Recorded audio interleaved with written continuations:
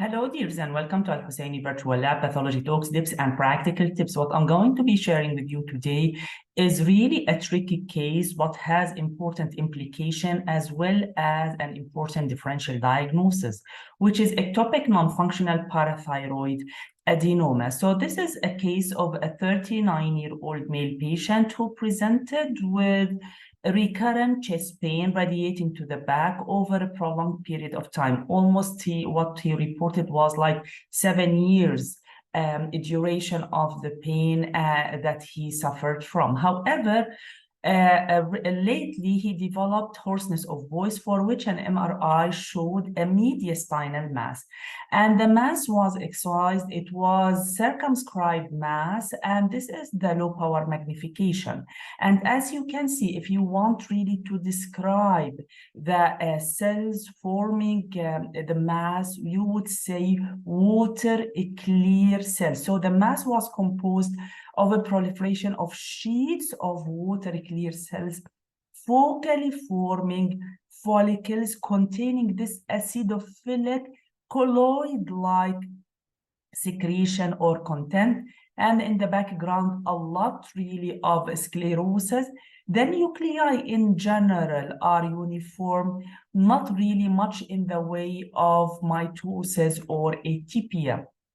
And on high power magnification, again, the water clear cells, really, the cytoplasm is completely clear with this nucleus without discernible nucleolus, not much in the way of mitosis, really, and then the sclerosis in the background, and another focus just showing the same, and the tumor cells here are growing in sheets. And really the differential diagnosis is very wide. Could this be some sort of mediastinal or thymic tumor / carcinoma?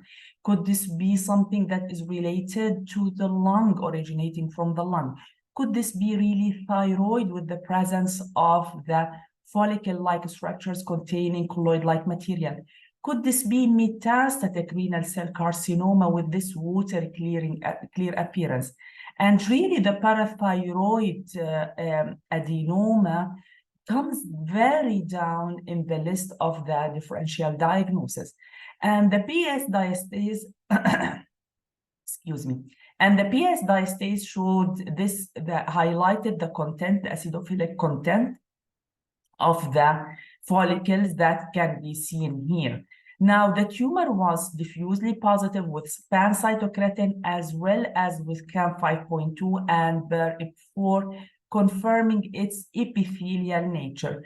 Chromogranin was positive in the tumor cells, as was focally the NSE. Now, importantly, GATA3 is positive, and remember, GATA3 shows a strong nuclear staining in parathyroid tumors. Because of that, really, it's important to know what are the wide spectrum of tumors that stain positive with GATA3, and parathyroid tumors in general are positive with GATA3. So this was really an excellent clue, or just a glimpse to the possibility of parathyroid tumor adenoma. Now, PAX-8 was kind of unusual because it was actually done to rule out several things, including thyroid, as well as mediastinal tumors, and in general, carcinoma in particular.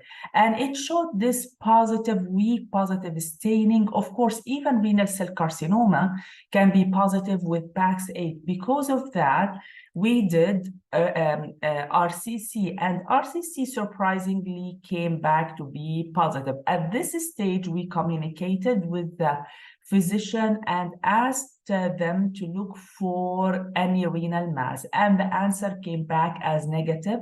There was no evidence of renal mass, any renal masses in the tumor. I'll come back to this in a minute. And Vimentin was negative. Remember that renal cell carcinomas in general are among the carcinomas that are Vimentin positive.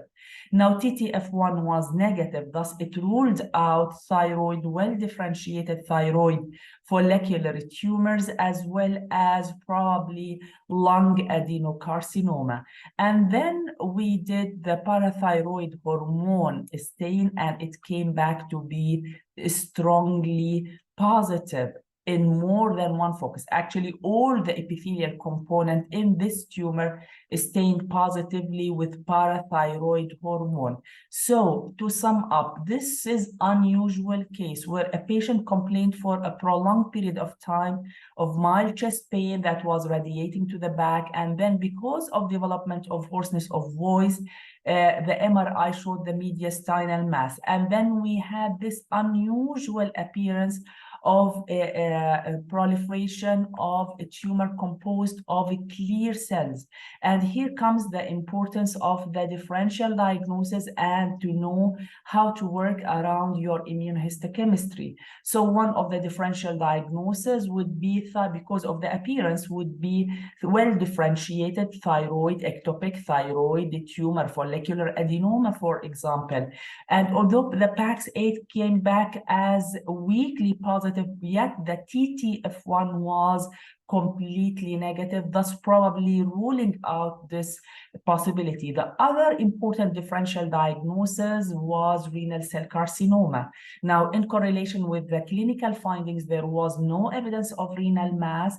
PAX-8 can be positive in renal cell carcinoma, but what was really more important was the RCC immunohistochemistry. And apparently RCC has been reported in cases of parathyroid adenoma, parathyroid tumors in general. So RCC can be seen in parathyroid adenomas, and this is why it's very important to know the wide spectrum of immunohistochemical staining patterns for each and every immunohistochemical state, because it can sway you away from the important differential diagnosis. And importantly, remember that GATA3 stains parathyroid tumors, and if you have the luxury of parathyroid hormone immunohistochemistry, that would really add or support your diagnosis.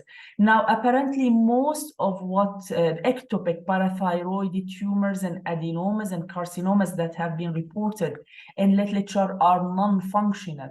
This is why the serum phosphorus and calcium levels in this patient were within normal limits. I hope you find this tip useful in your daily practice. Thank you.